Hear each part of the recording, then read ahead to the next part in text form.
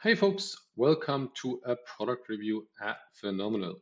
Today we're going to look at Alpha Architect's US Quantitative Value ETF that trades under the ticker QVAL. Now, QVAL has been around for almost a decade and it holds a portfolio of 50 equal weighted stocks trading in the US that are primarily selected on value, but also slightly quality metrics. And so let's have a look in terms of how this fund has done and what the appropriate benchmark would be. Now, we're going to use our Alpha Analyzer tool, and the suggested benchmark is the S&P Midcap 400 Index.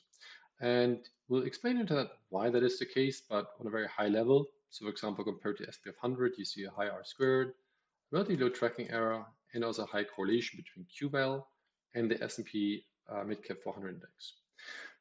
Now, from a performance perspective, since its inception in 2014, QVAL has underperformed its benchmark as well as S&P 500.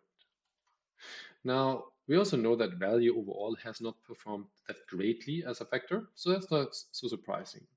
But let's see if that fund does provide the exposures that we expected to do so. And so first of all, we're going to switch to the right index. So we're going to select the Midcap 400 Index as a benchmark. And then we're going to run a returns-based factor exposure analysis.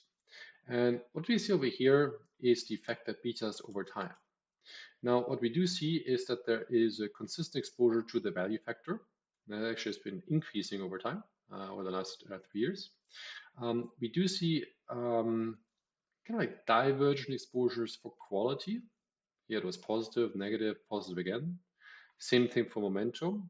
It's kind of like negative that became positive. And consistently negative exposures to the size factor and the low volatility factor, which is perhaps not surprising because value stocks tend to be more volatile. And please be aware, this is always with relation to the S&P Midcap 400 Index. Now, the interesting part about this is that often investors think that value stocks rank low in quality and don't outperform.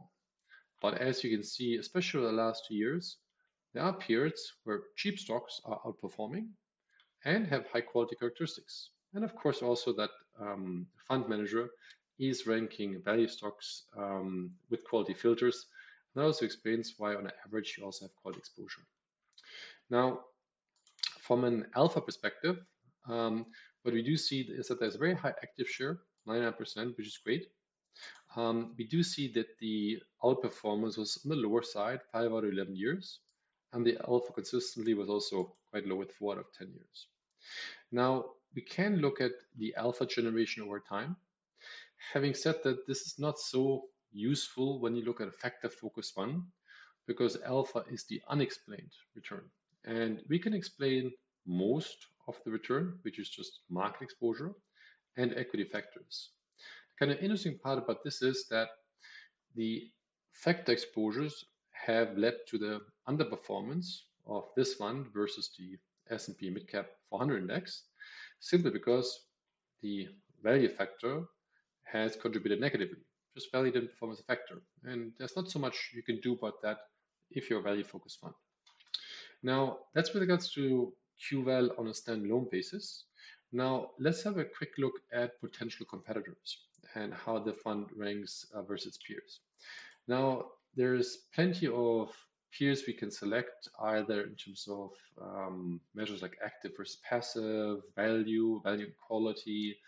And what we've done, we effectively selected 4 other ETFs. You can also, of course, consider mutual funds that have kind of like a value and quality combination. Now, these are products from American Century, Distillate, Vanguard, and WisdomTree.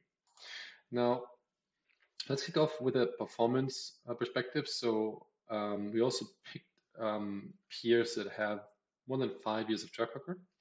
And so effectively, we see since 2018 that QVAL has slightly underperformed compared to those 3 peers.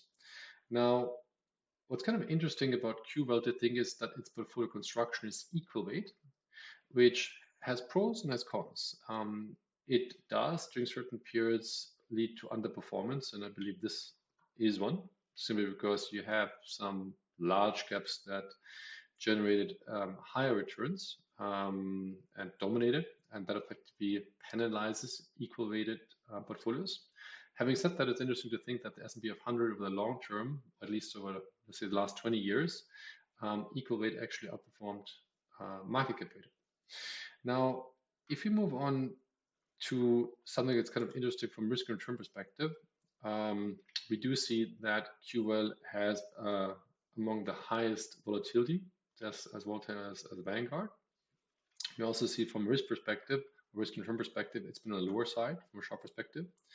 One interesting aspect is that if you look at the correlation to stocks versus bonds, that actually, because of the equal weight ranking, the correlation of QVAL to stocks, like stock market, which might be the S&P 500, it's on the lower side compared to the other products. And this again is where you can see the portfolio construction.